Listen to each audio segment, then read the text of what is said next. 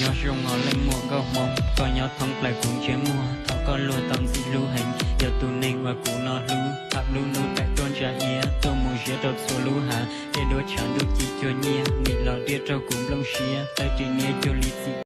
Anh nhà ở đâu thế? Nhà ở đâu thì kệ mẹ tao, mày hỏi làm cái gì?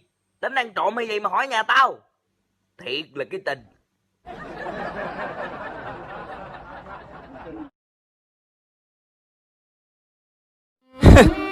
Ngày xưa, lúc em bỏ tôi, em đi theo người ta. Em nói với tôi rằng cái loại đến 1 đồng bạc lẻ ở trong ví cũng không có như tôi thì ai mà yêu. Bây giờ tôi có hẳn 1 đồng bạc chẵn rồi này. Em đã cảm thấy hối hận chưa? Đã hối hận chưa?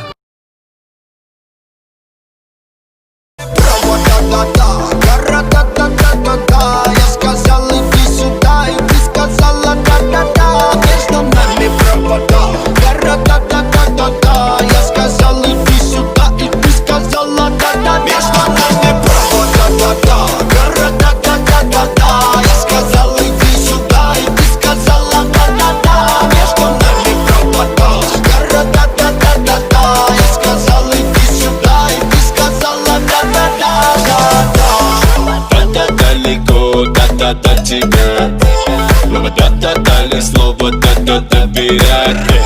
Когда дожидаться нет сил, пальцы номера набирают. Говорю, иди сюда, да-да-да-да-да. Не задавай вопросов, не забивай голову проблемами. Не переживай ни о чем, мы просто оставь это мне. Главное, будь со мной не.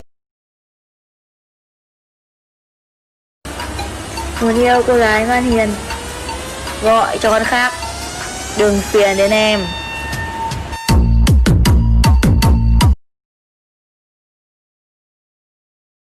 Cô yêu lọ, chim nông lù, lọ hậu đã tiếp lọ hồng đấy. Nghệ thiết gì là thứ dễ dễ, điều bồi giá chỉ mua này rong. Nghệ thứ chỉ tông mốc cũng lời, còn khai đông